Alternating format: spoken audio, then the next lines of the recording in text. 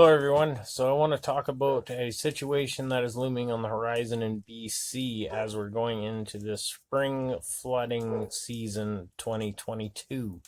Now, as a lot of you know, um, just 4 months ago, BC was pummeled by three atmospheric rivers that dumped millions of gallons and did extensive damage across the lower mainland, into the interior, and through a lot of South BC.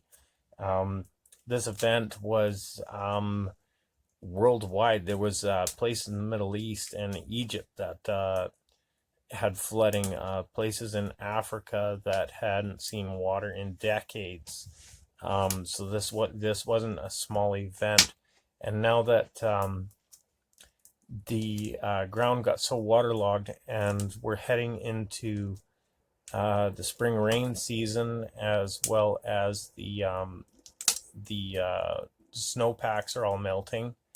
My property here has gone from about almost 3 feet of snowpack down to about a foot in the last few days. So this is a situation with potential for more disaster, and a lot of scenarios that it just doesn't, it's not a good recipe. So the whole situation on the lower mainland was, local levels of government were blaming the province. The province was saying that wasn't our responsibility. Some people in the lower mainland got their warnings from the US side. So you have to rely on yourself to, I know you don't have the technology, but you can kind of foresee what's going to happen here. And there are warnings being handed out in local levels of government and the province, saying to be ready for flooding this spring. And it's just geological science that there's going to be a problem. There's water in the colder areas of BC that got into rock formations. We're talking huge rock formations that froze and cracked the rocks apart. Now we're having rock slides, and mudslides are starting to happen. There's ground shifting I've noticed out in the bush that hasn't been touched for decades, and that ground is moving. So some of the things you need to think about being ready for this spring flooding season is your water source. Don't rely on the public system to be able to get water. Look at the situation in the lower mainland where sewage contaminated the water in a very short amount of time. So you need to have bottled water, proper nutritious food that you can pack with you to get out of a flooding situation here. Now, if you're in a position where you can save your property without being trapped, you might need to resort to sandbagging or pumping water, or both. Don't rely on your electric sump pump in your basement to remove water. A lot of times most of the times the hydro companies have to shut off the hydro because of the safety factor. The other thing is, power lines come down with the mud, things shift, poles tip over, the ground's too soft to hold them up. So that's something you can think about. Don't rely on your electric pump. Get or rent a gas pump, get that booked. You can pick up small gas water pumps at your Princess Auto or Canadian Tire.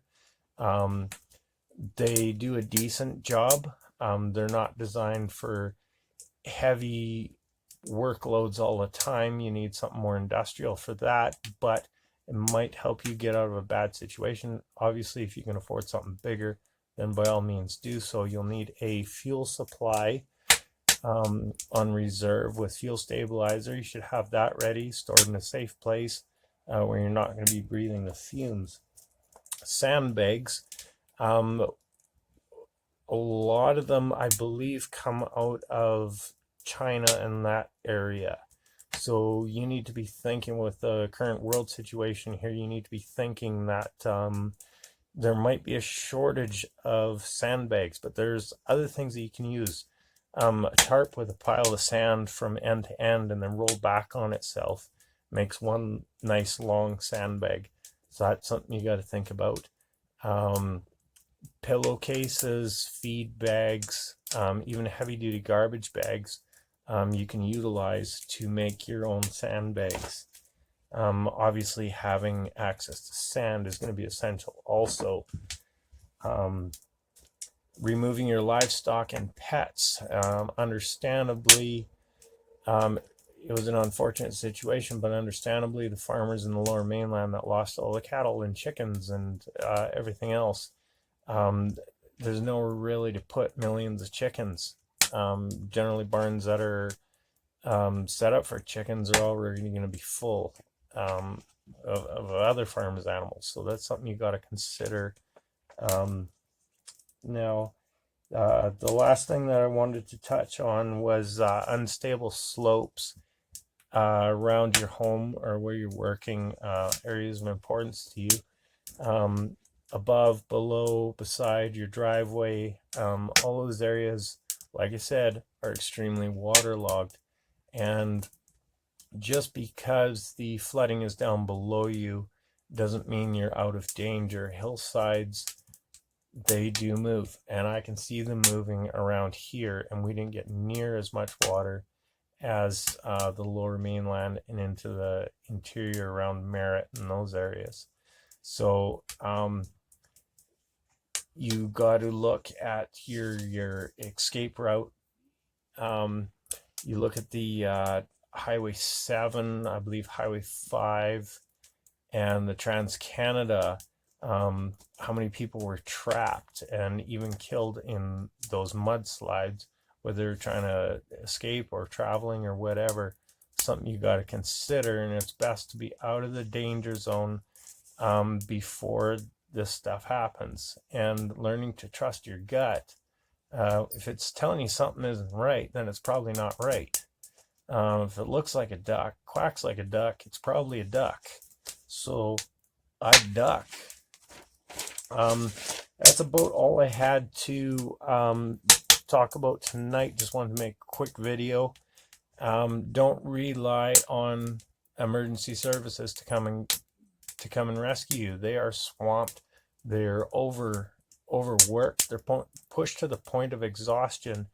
And not only that, with all the shipping problems we've had, especially over the last little bit here, you might be waiting to get, should you have to go to emergency shelter, be waiting for water and food. So it's best to look after yourself and your family and prepare for that situation. So you got to think too that those rescuers have families that are worried about them. Their lives are in danger. Yes, they're trained for that kind of work, but if you can do something to help yourself, then it's not really fair waiting for them to push you out last minute or waiting for them to rescue you. So do what you can and live healthy and live prepared. See you next time.